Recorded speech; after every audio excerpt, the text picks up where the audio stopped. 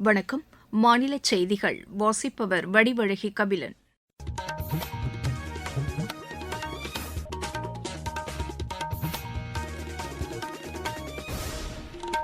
தலைப்புச் செய்திகள். India Malaysia இடையேயான பொருளாதார ஒத்துழைப்பு திட்டத்தின் மூலம் இருதரப்பு உறவுகள் வலுப்பெற்றிருப்பதாக பிரதமர் திரு நரேந்திர மோடி தெரிவித்துள்ளார்.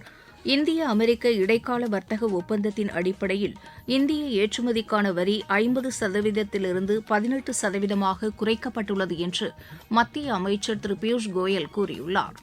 மத்திய பட்ஜெட் மொத்த உள்நாட்டு உற்பத்தியையும் உற்பத்தியின் தரத்தையும் மேம்படுத்தும் வகையில் அமைந்துள்ளதாக தகவல் ஒலிபரப்புத்துறை இணையமைச்சர் டாக்டர் எல் முருகன் தெரிவித்துள்ளார்.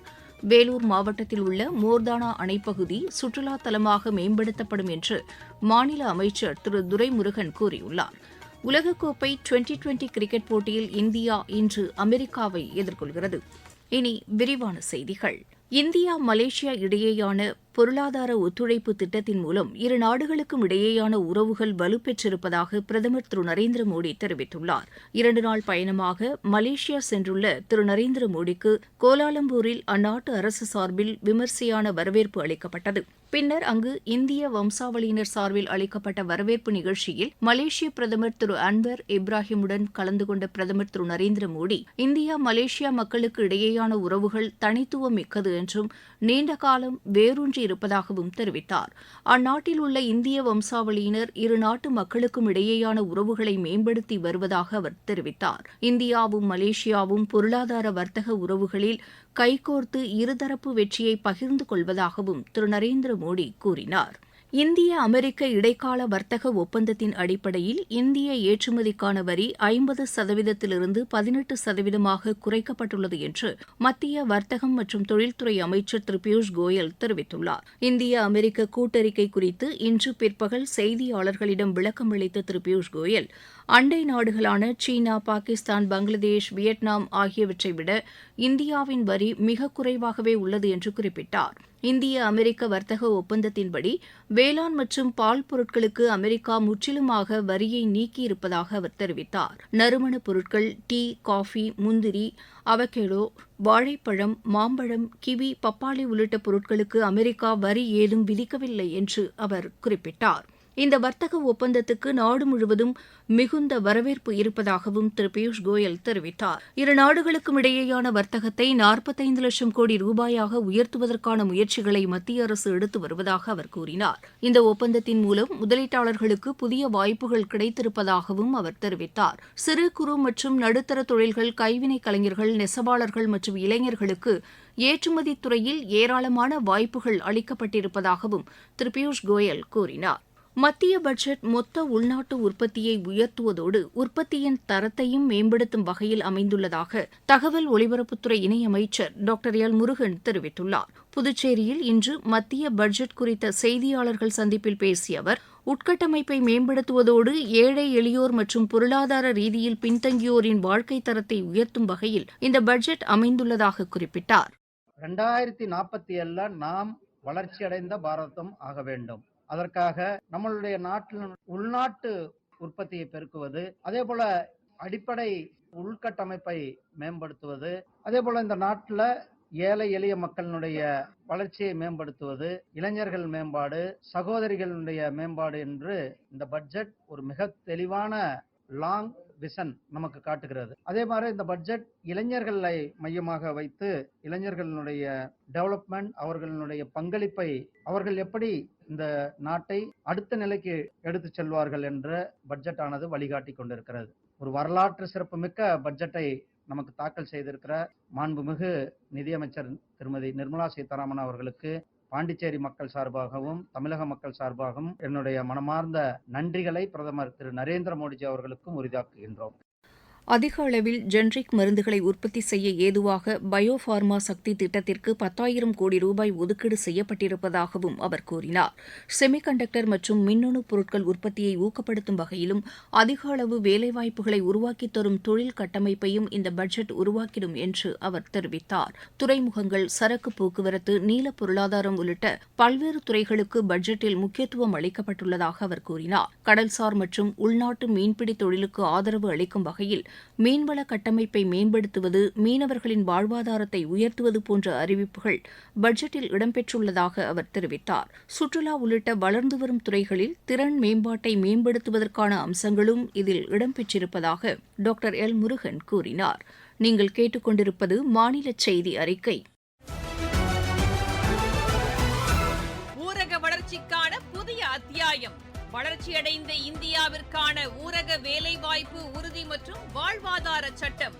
இந்த சட்டம் வருடத்திற்கு 125 நாட்கள் வேலையை உறுதி செய்கிறது.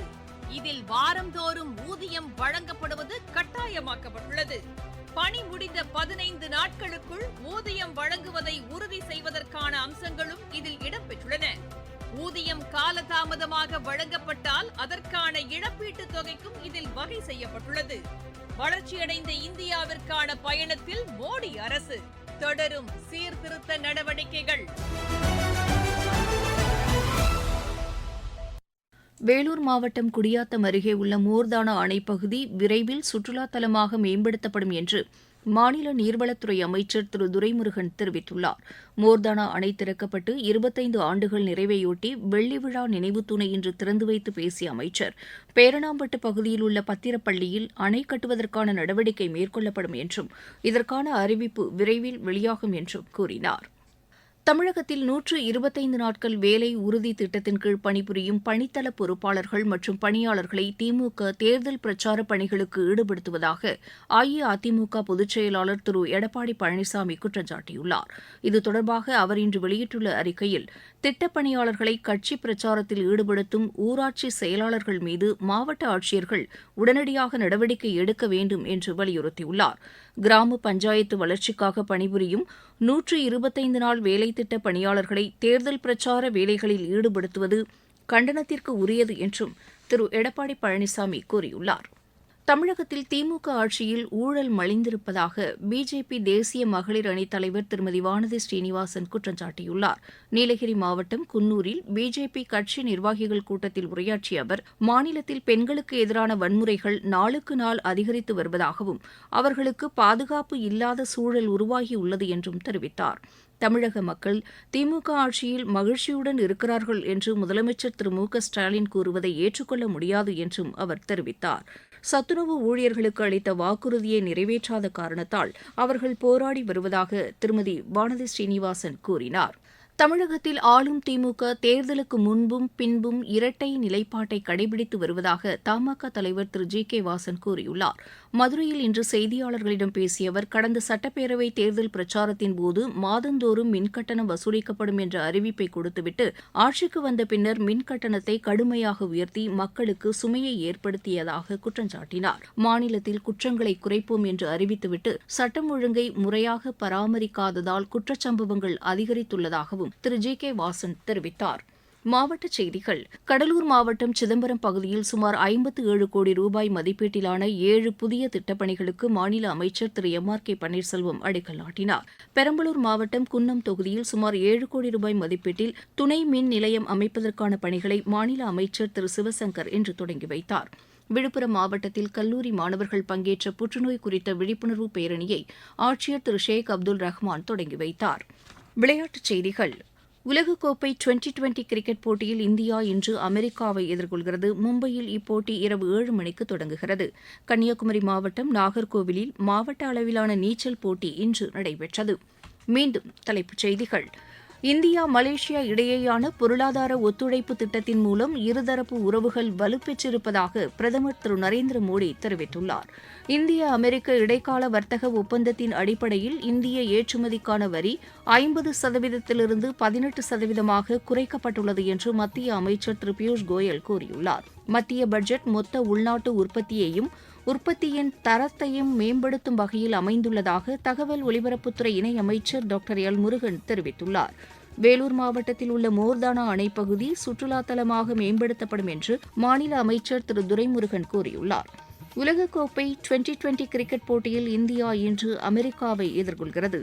இத்துடன் இந்த செய்தி அறிக்கை நிறைவு பெற்றது.